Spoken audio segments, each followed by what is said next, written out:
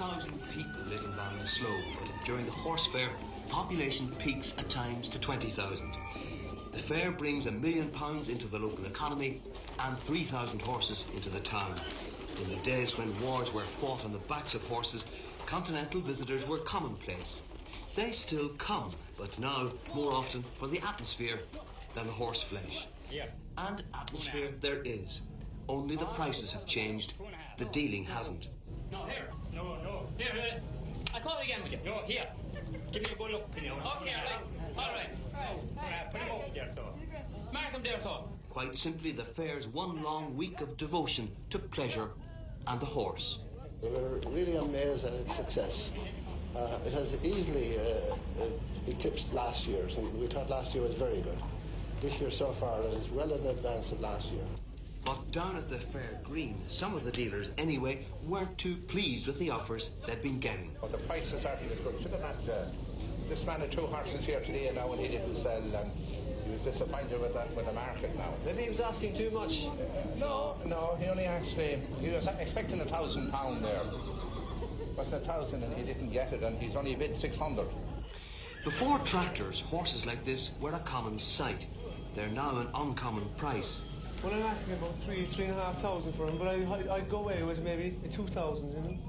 But I've used them as stud this year. I've bred them a number of years, you know. So we'll see how it goes, you know. And that's what a lot of people were doing, testing the water, as it were. But some dealers had already taken the plunge.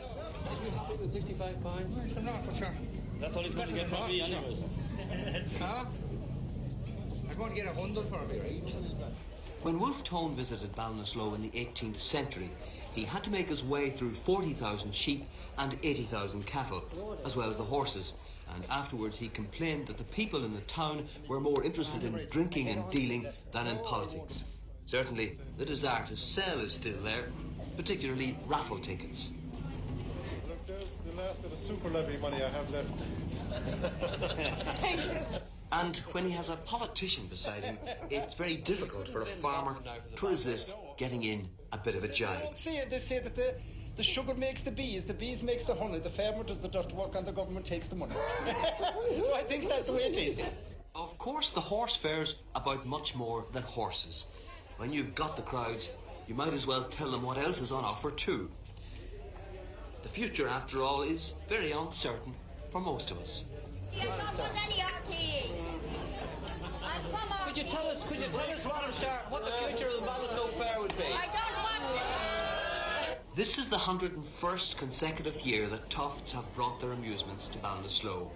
Generations of children have swung on their swings and gone down their slides, and Tofts intend to make it a double century.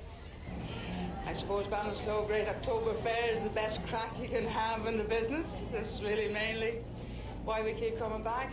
Like the town. Do people still enjoy themselves in the same way, or do you notice any difference? Well, I suppose there's a difference over the years, but really, I think when people go out to enjoy themselves, that's exactly what they do. And they leave a lot of rubbish behind them in the process. By the end of the week, there will be 60 tonnes of litter and horse manure in Ballinasloe, and the council have already calculated it'll take a 6-man team a week to clear it.